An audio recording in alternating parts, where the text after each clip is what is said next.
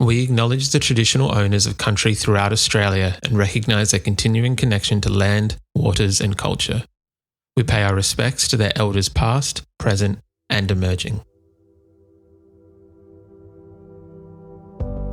Welcome to This Song Is Yours, the podcast where we dive deep into the art of songwriting, chat with some of the most exciting artists in the world and explore the stories behind their songs. I'm your host, Simon Fink, and thank you for joining us.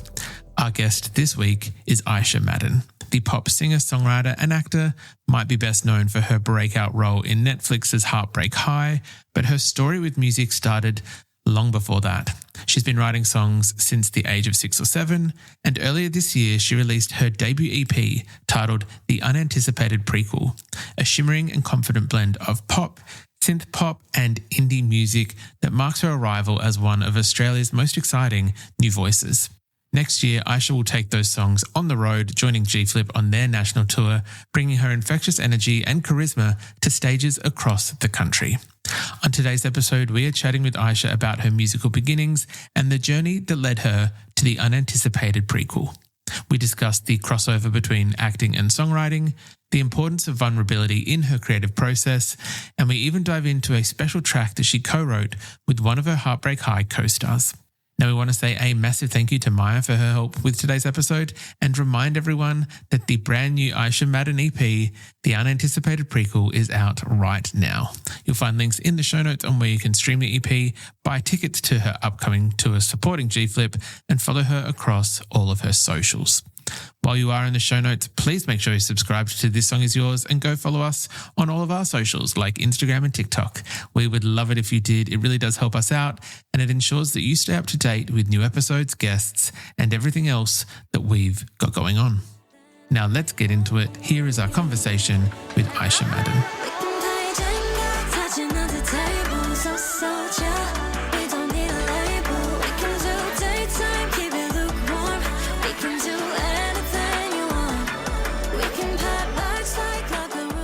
But it is lovely to meet you, Ayesha. Thank you very much for your time today.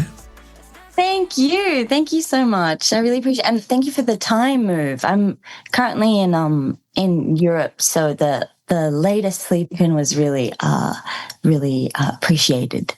Of course. Well, look, I totally appreciate your time and you coming onto the podcast. I know that it's been a bit of it's been a pretty big year for you this year. I know that there's been singles being put out throughout the year. I believe there was some maybe some filming, some wrapping up of Heartbreak High. Yeah. And then the debut EP also came out this year. So I feel like it's all kind of popping off for you. Oh, thank you. Yeah, it has been a busy one. It hasn't gone without its sacrifices, specifically in the vacation department, but it's been good. Look, hopefully now that all this hard work is done, you're able to kind of look back on it, and we're going to talk about the EP and everything as well today, but hopefully at some point you're able to get that vacation and it kind of recharges and move on to the next creative endeavor. Yeah, I mean, yeah, we're holding out, but you know what? I always like to say, like, the acting's a vacation from the music and the music's a vacation from the acting, so I never need a vacation. Look, that's very fair. I was actually maybe going to bring this up a little bit later, but now that you've touched on it, I am curious whether the two ever kind of intersect, whether you ever find yourself when you're in music career mode and you're creating music and composing music, writing, whether you find that there's any skill from that acting kind of world or that bank of knowledge that then translates and is utilized within that music world as well.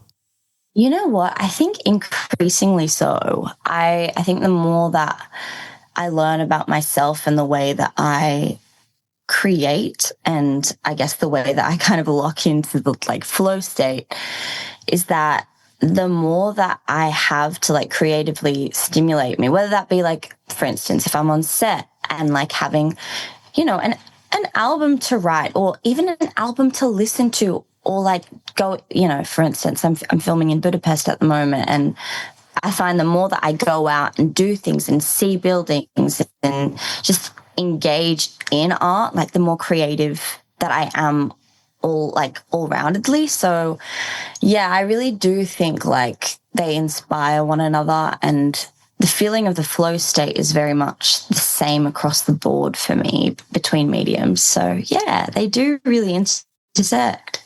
I kind of love that though. The EP came out in September. It is called the Unanticipated Prequel. And I know that for some fans, and I imagine for yourself as well, it is a long time coming, that it's been highly anticipated. I imagine that when you're wanting to get it right, when you're wanting to get at what is truly honest to yourself and to your artist project, that it does take time. But I imagine that there must be a sense of accomplishment, a sense of pride as well in being able to put it out and being able to have people enjoy these songs. Yeah, I mean, I think, you know, like you said, it was a long time coming. And I think I found, you know, what I think what a beautiful part about making this EP was is that even though it took a long time, I mean, it didn't actually take a long time to write the music. Like you said, it took a long time to kind of come to terms with the abandonment of putting something out and kind of dealing with the anxiety of that, especially after, you know, people know me now for one thing. Like, I was releasing music before Heartbreak High.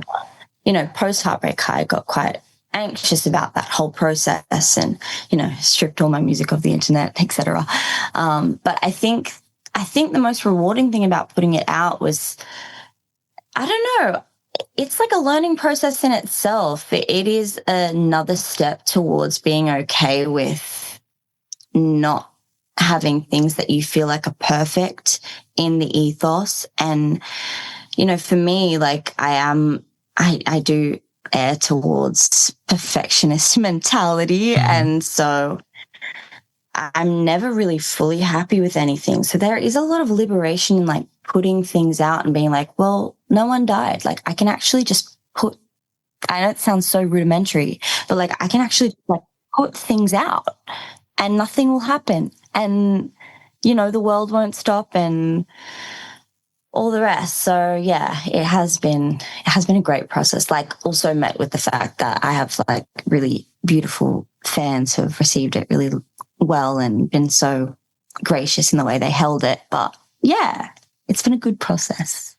I'm really, really glad to hear that. We've spoken to a lot of songwriters on this podcast, and there sometimes is this element of like, the more that you try to control something, or I think you used the phrase like a perfectionist, sometimes that can almost hinder the project more. It's that almost relinquishing control that allows you to want to make mistakes to be able to get to that better product at the end almost. Oh my God, 100%. Like, I always say, I don't know if this is true. I think everyone has a different creative process, but in my experience at least, like, if I don't care about something, it'll be exponentially better than if I really lock in and I'm trying to kind of overanalyze every little bit of it. I think like the refinement process of songwriting should be that. It shouldn't come in too early. And I think me, along with, I would imagine, a lot of other artists, are quite susceptible to bringing in the refinement process when it should just be the creating process and just like chucking shit at the wall. Yeah, so I think you're absolutely right in that. Like, I think that's actually how I became an actor. Why the music's taking so long? I was wondering whether you'd be able to share with us. I know you said you've been making music before acting, and I know that doing some research, I think that piano and drums were some instruments that you did learn when you were growing up, or kind of coming into that interest in music. Curious for you, what was it that interested you in songwriting, and what got you interested in like making and composing your own music?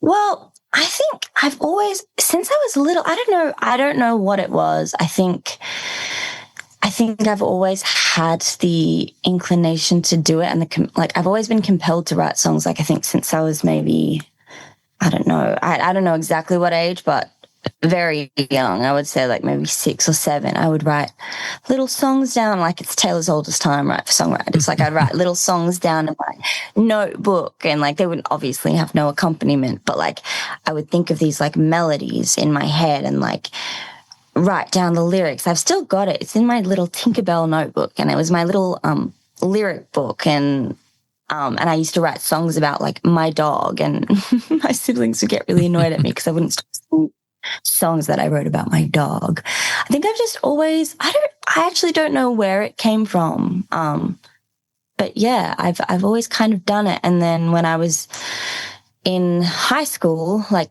later in high school, I was doing dance and music theatre all through high school, and I kind of thought, maybe music theatre was what I wanted to do.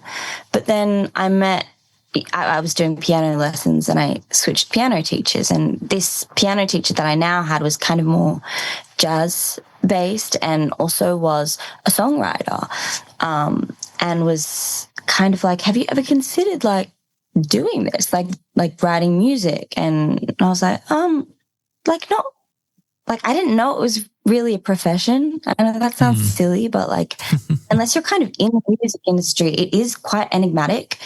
So I was like, oh, like maybe I will try. So he kind of taught me how to write songs, and like he was a producer as well. So, I would write songs with him and his brother and kind of learn more about that world. And he, got me to download Ableton on my laptop. And then I moved to Melbourne, and I went to music theatre, drama school. I went to drama school studying music theatre in Melbourne, and I had guitar lessons there. And again, I met like an incredible mentor called Adrian, he was my guitar teacher, but he like taught me more about like songwriting and song structure, and like gave me more tools so that I could have more autonomy with my songwriting. Like, told me about splice and how to EQ, how to compress, like just basic tools, nothing too like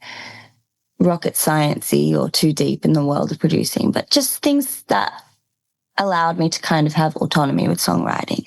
So yeah, that was a very long answer.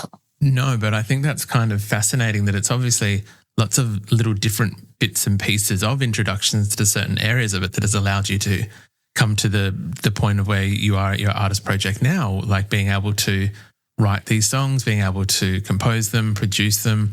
I was hoping you might indulge me a little bit. I really loved Jenga. I thought that was a fantastic single off the EP. Very like rom-com-esque almost. I love the Fontaines reference in there. Wondering whether you might be able to share where that song kind of came from, or I guess discuss the journey of how it was written and how it was built. Yeah, I mean, it's actually, this one will be a fun one for the Heartbreak High fans, because I actually wrote it with two of my dear friends, Dave Evans and James Majuce, who plays Darren on Heartbreak High. And we were just hanging out at theirs, and James's partner, Dave, is an incredible producer, and he was a producer on Jenga. And we just like were like, oh, should we just like write something? It was all very casual, and it all like, kind of what we were talking about before is like, we were so relaxed, so it kind of just came out. And yeah, it's a song about, falling in love with a friend and having to kind of prioritize that friendship, and put aside your feelings in order to like, maintain that friendship. So it was only fitting that I wrote it with two of my dear friends. I kind of love that though. The songwriting across this record, I feel, is a really good representation of like honest songwriting. I feel like that there's a lot of, without being overtly descriptive or too personal, I feel like it, from an outsider's perspective anyway, it comes across that you're still being quite honest and sharing like the parts of you that are sometimes not the nicest to share in such a public setting. And please correct me if I'm wrong with any of that, but wondering whether for you, I guess how you find that line within songwriting, making sure that you're able to be honest to yourself and have it be something that is true to you as well, but also being able to keep things private. As someone who's in the public eye in such a great deal, I imagine that there's certain elements of things within songs that you want to keep to yourself. Yeah, I mean, it's funny you ask that. This is something that I'm still kind of pondering, and I think every day I change my mind on this depending on my bravery.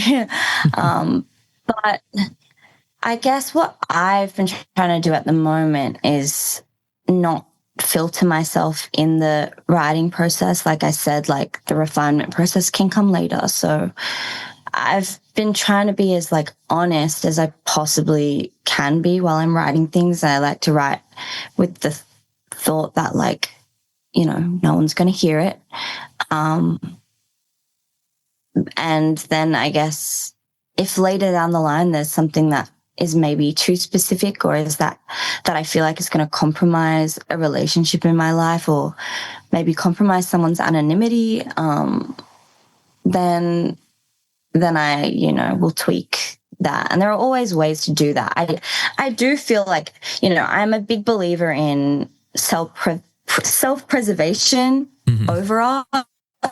I know it's controversial, and I know a lot of artists would be like, art above all, like as if like you've got to kind of sacrifice that, you know, for your craft. But like, I don't know. I think mental well-being like is kind of paramount, and if something is going to cause me distress to put out, I kind of don't really care enough for that lyric to put it in. Like, I'd rather enjoy the process of myself than have a deep lyric. And I think it just depends on what you value as an artist, and I don't think there's any shame in valuing like personhood and livelihood above, like personhood and like kind of your own privacy over your art.